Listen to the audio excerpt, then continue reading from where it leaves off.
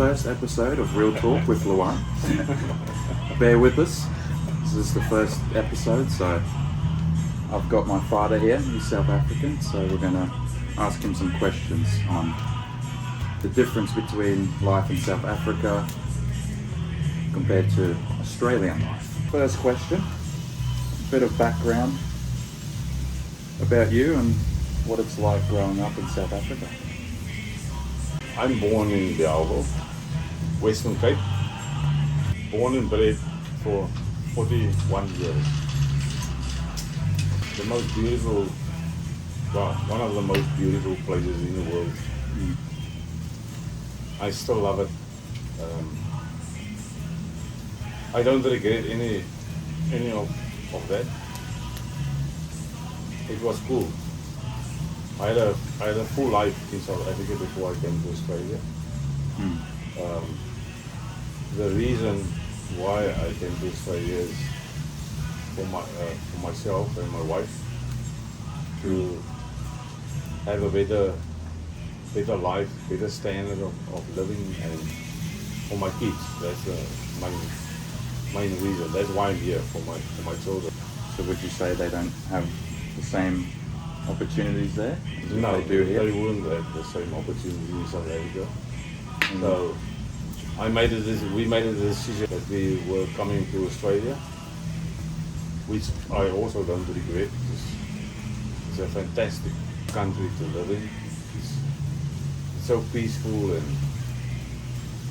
there's no stress, and yeah, you get your crime and everything, but I can also add that in this country, if there's crime, 99.9%, be aware the coppers will get you. You will go to jail for whatever you have done to anyone. They don't let that Where I come from, sometimes it's not the case, and yeah, I don't regret coming here. It's very cool. I love the country. Next month, I will be in Australia for 20 years. So When did you move here? I moved here in November in 2004. So I came alone. My wife and you stayed in South Africa till about February when you came over. I'm glad I'm here. So, And what was the main reason you moved? What led up Crime. to you crime deciding and I'm going to move to Australia now? and job opportunities for my children. That's the reason why I came here, to give them a better life, so they can pick whatever they want to do. If they want to do nothing, they do nothing. But if they want to go to university and stuff like that, they can go to university. They can study. They can feel free whatever they do, which was very hard in South Africa at that time. So, like I said, I'm here for my children. That's the main reason. You left all your friends and family. The only thing that I can say about that, I have to work my whole life. I don't think there will ever be a pension for me or super whatever you want to call it in this So you country. had to give that up when you moved to Australia? Yeah, I had to give it up. So I use my all my stuff and my all money of it to move here. and talk but I about, don't regret it. It's worth it at the end of the day. So yeah, obviously you moved because, to give your children and you and mum a better, opportunity. yes. What's the thought process like? What's the difference between Well, going to university here in Australia? What's the difference between affordability compared to South Africa? If I say I wanted to become a doctor tomorrow, how much of my life would it take? All of my money? What's the difference between going to university in Australia and university in South Africa? Can people afford it there, or? Well, not many people can afford it in South Africa. Not Okay. saying they are bad, but it's just the way it is. It's the rand dollar exchange and stuff like that, and it's. So I think it's easier for them to study here in Australia whenever you want to. so I think Mum said something before where it was just it was like when they go to university there, they got to work all the time. You know, they have to kind of cut back all of the little, you know, you can't go out for dinner, you can't do enjoyable things with your life Yeah, anymore. You have to focus they on got that a lot one of thing. university study depth and stuff like that. So not But everyone can afford to go to university, is what you're saying. yeah, Over but that. you get more opportunities here. Australia usually give opportunities for people going in a certain direction, and sometimes it's actually free Do they get or close hex? to free. Well, whatever the case must be. So Do they get? depends on the demand, what they want. That's the thing about South Africans as well. Not all of them can come to Australia, not because they dumber or more stupid than other people or not. It's just because they don't have the correct skills, which doesn't mean that they, like I said, stupid. You can have a professor that can't come into Australia because it's not in demand in Mm, Australia at that stage. So you need more the of a trade to yeah, get across. tradies and nurses and teachers and those kind of people, they will have easy access So when you started in to immigrate, Australia to Australia than any other. Like I said, if you are a professor or whatever you do, it doesn't mean you're stupid because you can't come into the country. It's just because they're not in demand. mm, That's the only reasons. And so what's the criteria when you have to immigrate? Like you have to meet certain well, guidelines. I remember you telling me you had to you go submit a to bunch of you documents. go to an immigration agent, and well, that's how I did it. And they ask you what job you're doing and whatever you're doing, and then they will tell you before you even actually apply for permanent residency if your job is in demand and if you are wasting your money. So you will know exactly. Listen, this is a plus for me or it's not. Mm. So I've known from the start. They told me they need. I'm a boilermaker. They need boilermakers in Australia. So I applied. That was in 2001. Mm. I actually took my bonus at the end of the year Nice. to put my first money down for skills assessment. Mm. So, which I don't regret. And it just went further and further from there. And So how long yeah, does the process take usually?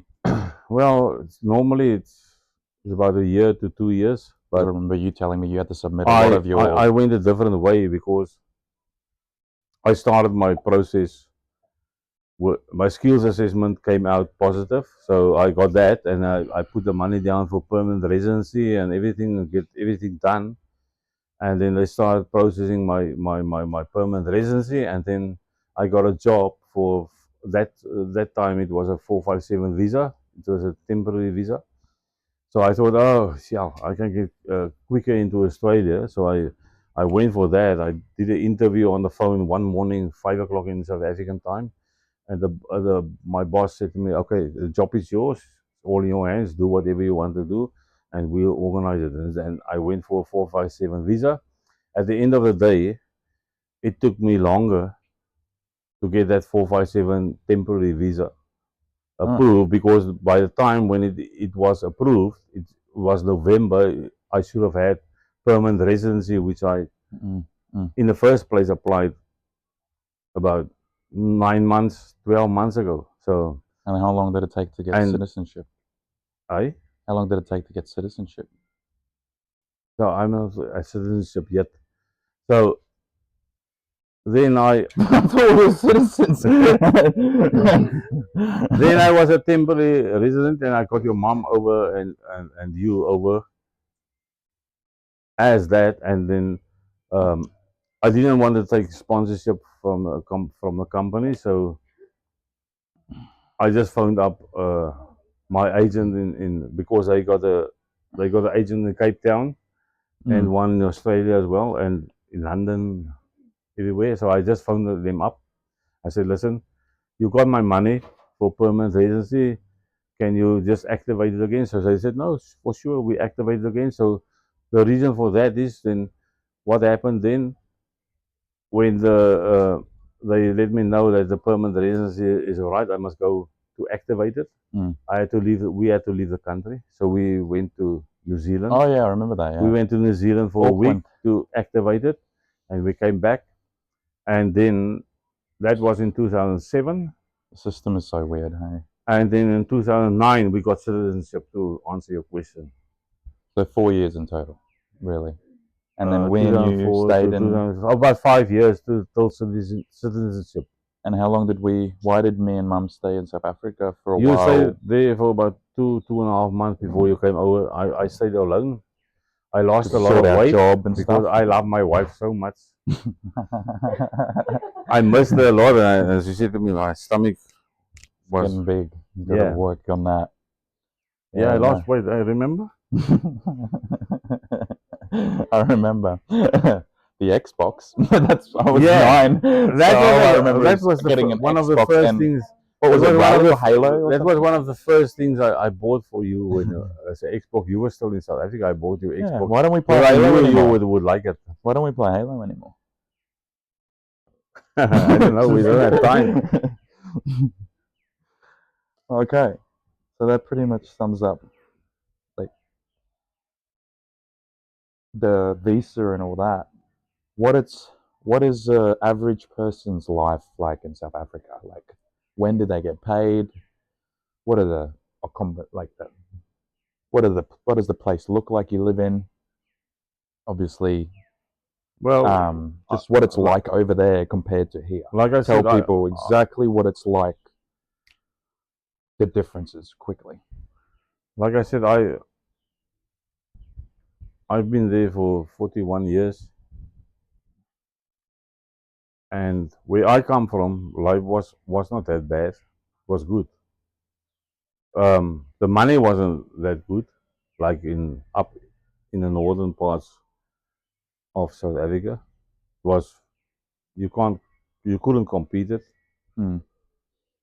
Like, But what do you mean? How much is that compared to Australian money? Like, how much would they get compared to your wage now?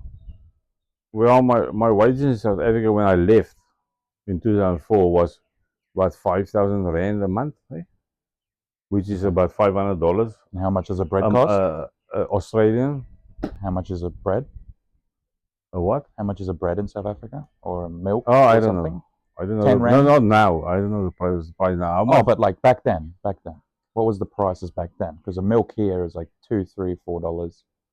A milk there is probably 10 to 15 rand, isn't it? I know that time when we leave,